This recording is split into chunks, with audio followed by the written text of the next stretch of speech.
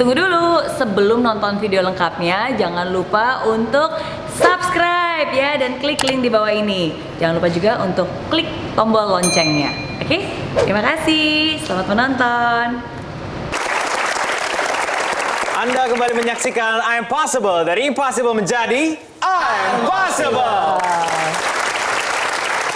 Kita masih bersama dengan Welin Kusuma di sini, seorang Indonesia yang telah mendapatkan 32 gelar dari kuliahan-kuliahan ternama yang berbeda-beda ya. Dan banyak banget pertanyaan pasti yang ada di pikiran teman-teman yang ada di rumah maupun yang ada di studio. Kalau pertanyaan saya tuh berhubungan dengan rekor muri yang katanya sempat dipecahkan ya Mas ya? Iya benar. Boleh cerita sedikit soal itu? Waktu tahun 2012, tahun 2012 itu merupakan titik balik saya. Jadi saya sempat drop gitu. Drop karena waktu itu saya ada kuliah dan ada 2 jurusan. Jadi S2 dan S1. S2-nya 5 tahun, sudah diancam untuk akan di drop out. Dan S1 juga 9,5 tahun. Akan diancam drop out. Jadi sekaligus di tahun itu. Dan kebetulan waktu itu saya juga sudah bekerja. Jadi kompleksitasnya benar-benar tinggi. Jadi saya harus bekerja, kerjaannya susah gitu sampai lembur. Lalu setelah itu saya harus menyelesaikan tesis, menyelesaikan skripsi. Nah, pada waktu itu benar-benar sudah benar-benar down gitu.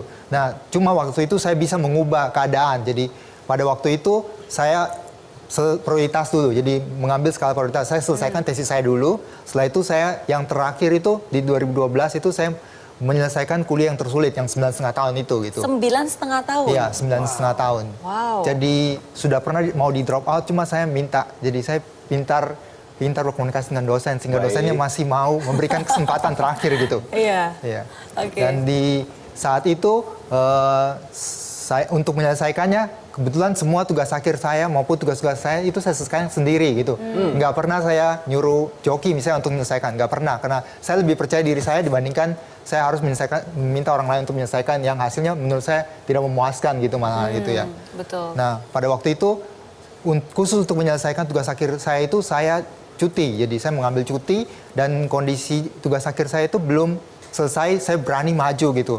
Sebelumnya saya takut juga. Jadi saya kok bisa sampai 9 tahun nggak lulus karena saya takut. Saya takut gagal. Pas waktu sidang nanti kalau saya gagal kan gengsi gitu, malu gitu. Nah, itu yang menyebabkan saya nggak lulus gitu. Sebenarnya kalau saya berani mungkin sudah bisa 5 tahun sudah bisa lulus gitu. Nah, di saat itu karena sudah mau di drop out, jadi saya berani, benar-benar tekad berani dan akhirnya saya bisa menyelesaikannya di tahun 2012. Itu adalah titik baliknya. Nah, di saat saya sudah menyelesaikan, semua kuliah saya yang tersulit itu sudah nggak ada lagi gitu. Nah, ada teman saya yang memberitahukan bahwa saya bisa mendaftarkan rekor saya di Muri dan saya waktu itu saya cek, oh ternyata gelar yang saya miliki itu yang terbanyak di Indonesia waktu itu. Dan akhirnya mendapatkan gelar itu dari rekor Muri. Ya. Oke, tapi Welin kan sekarang udah 32 gelar ya. Tapi mungkin saya pengen tanya, berdasarkan pengalaman kamu setelah mendapatkan gelar sebanyak itu, gelar itu penting nggak sih? Kalau menurut saya penting banget gelar itu. Penting banget karena apalagi untuk profesi tertentu, misalnya pengen jadi dokter, pengen jadi akuntan, pengen jadi pengacara gitu, harus punya gelar gitu. Dan kenapa kita harus punya gelar dibandingkan dengan yang tidak punya gelar? Menurut saya dengan kita bisa menyelesaikan kuliah kita, berarti kita punya komitmen, sudah terbukti bahwa kita mau menyelesaikan kuliah yang sudah pernah kita tempuh selama 4 tahun atau lebih gitu. Oke, jadi kalau misalnya bisa, kenapa tidak? Dan kalau misalnya memang bisa, menyelesaikannya sampai tuntas dan gelar itu sebagai salah satu bukti nyata bahwa kita berhasil menyelesaikan apa yang sudah menjadi pilihan kita. Berarti kita nggak setengah-setengah. Jadi nggak setengah-setengah. Oke. Baik, Mas Welin, is it safe to say kalau dengan Mas Welin yang udah punya sampai sebanyak 32 gelar, mempermudah dalam mencari pekerjaan? Iya benar, dan kebetulan saya nggak pernah melamar pekerjaan. Jadi waktu saya kuliah, saya punya teman dekat banget gitu. Jadi waktu saya ada tugas, saya sering ke rumahnya. Nah, waktu itu dia sudah bekerja dan dia nawarin saya pekerjaan gitu.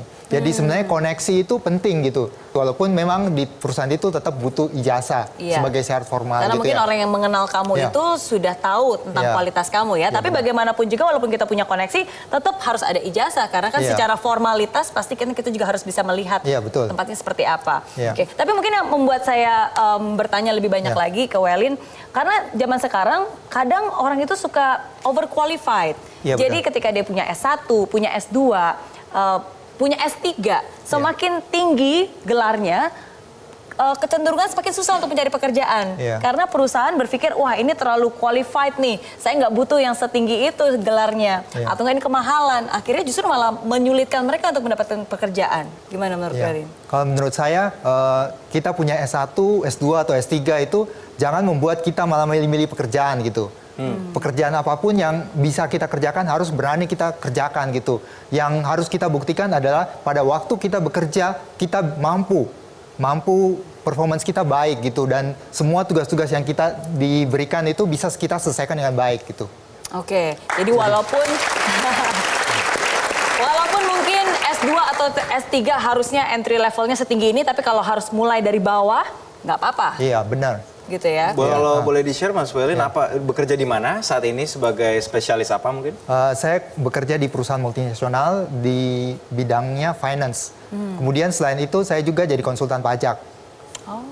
Lalu saya juga senang mengenai pasar modal. Jadi saya juga sebagai investor dan trader di pasar modal Indonesia.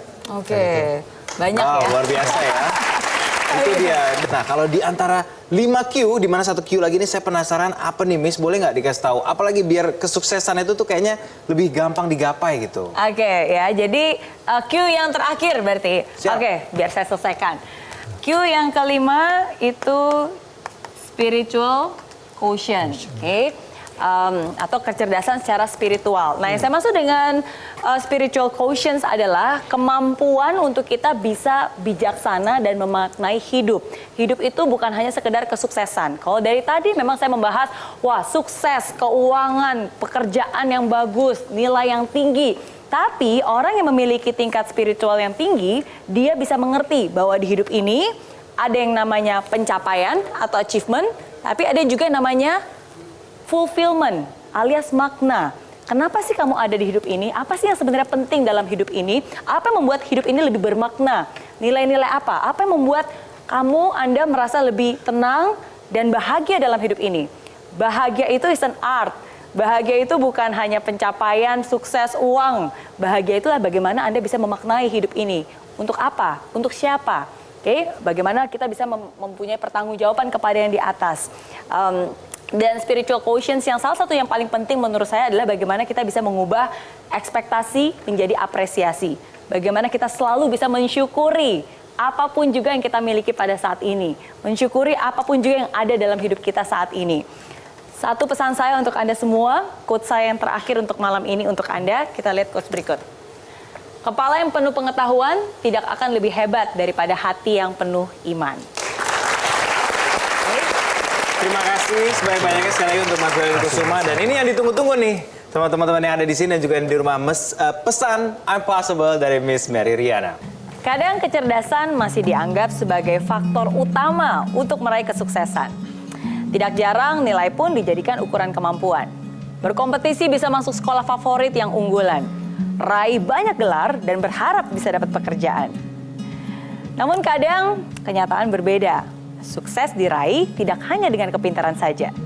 Percuma punya IQ tinggi kalau dikit-dikit ngambek dan gak bisa kendalikan emosi. Percuma juga punya kepintaran kalau mudah menyerah setiap kali ada kesulitan. Tidak salah memang jika ingin raih IPK yang tinggi. Apalagi jika bisa buat orang tua bangga dengan prestasi. Tapi ingat, masih ada banyak kecerdasan lain yang juga harus kamu miliki. Karakter menjadi penentu, rasa optimis menjadi pemacu. Dan iman di dalam dirimu akan membantumu untuk terus tangguh demi masa depanmu. Oke? Oke. Baik, itu dia teman-teman yang ada di studio maupun yang ada di rumah. Terima kasih banyak-banyak sekali lagi Mas Welin Kusuma. Terima kasih Miss Mary Riana. Kita akan berjumpa lagi dalam episode berikutnya. Tetap saksikan I'm Possible. Dari impossible jadi I'm Possible. Thank you, Welin.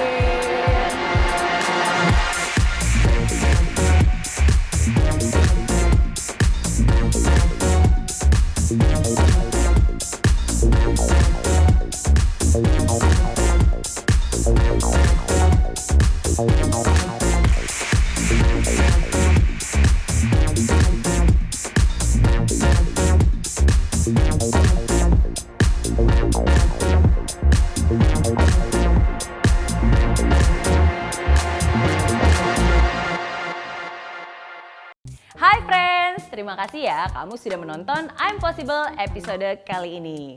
Nah, untuk kamu yang ingin nonton langsung I'm Possible di Studio Metro TV Jakarta langsung bersama saya, bisa langsung kunjungi link di bawah ini ya. Nanti kamu bisa daftar dan kamu akan masuk ke dalam grup WhatsApp. Di sana akan ada langkah-langkahnya. Dan pendaftaran gratis. Jadi tunggu apa lagi? Daftarkan diri kamu sekarang juga, bawa teman yang banyak, dan sampai ketemu di studio Grand Metro TV. Oke? Di aplikasi Mary Riana tersedia lengkap video-video YouTube terbaru saya, artikel yang up to date, quotes inspirasi, koleksi merchandise, workshop dan seminar yang bisa kamu dapatkan free. Dan download sekarang juga gratis.